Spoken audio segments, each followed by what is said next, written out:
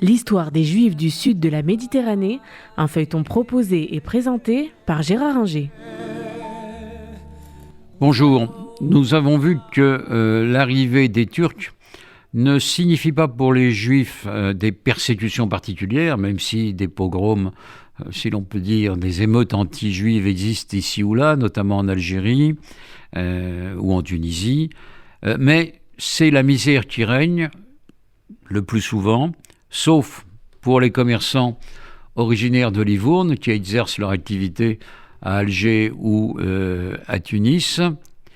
et pour certains juifs d'origine espagnole, peu à peu au Maroc, notamment à Essaouira, l'ancienne Mogador. C'est la misère qui domine, sauf en Égypte où la situation économique est meilleure. En Égypte, où les Européens sont présents peu à peu à partir des années 1840, Bonaparte, naturellement, est venu en 1798, mais n'est pas resté longtemps. Les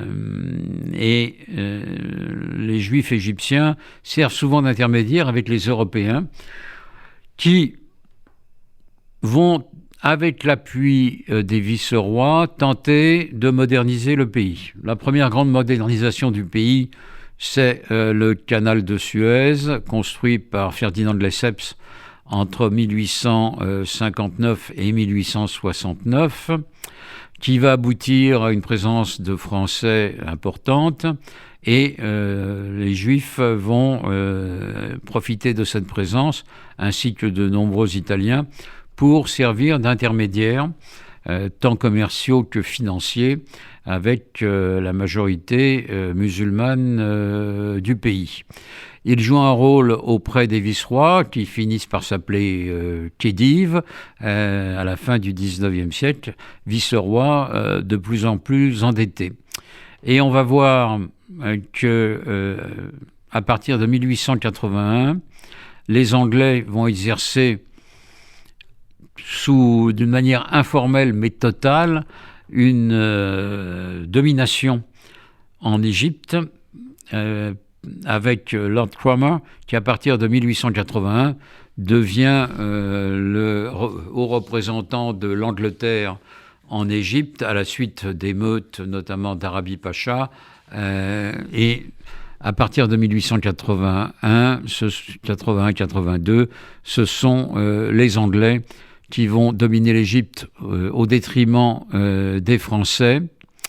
Seule présence française importante pour les Juifs, là comme en Afrique du Nord, les écoles de l'Alliance israélite universelle, qui se crée en France à partir de 1860, et dans les années, la vingtaine d'années qui suit, 1860-1880, l'Alliance israélite universelle va installer des écoles un peu partout dans le Proche-Orient, en Syrie, en Irak, mais aussi en Égypte, et dans les deux grandes villes juives d'Égypte que sont Alexandrie et Le Caire, ainsi qu'en Afrique du Nord, en Tunisie, à partir de 1878, dans l'Algérie coloniale, on va y revenir, et au Maroc. Et cela va permettre une grande francisation des Juifs de toute l'Afrique du Nord, qui avaient déjà des contacts avec les consuls français dans ces pays,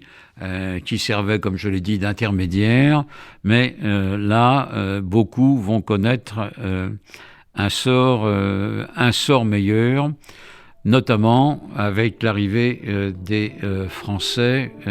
dans toute l'Afrique du Nord.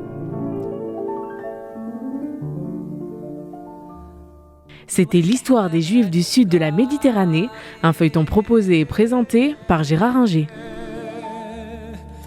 وفرقهم طال على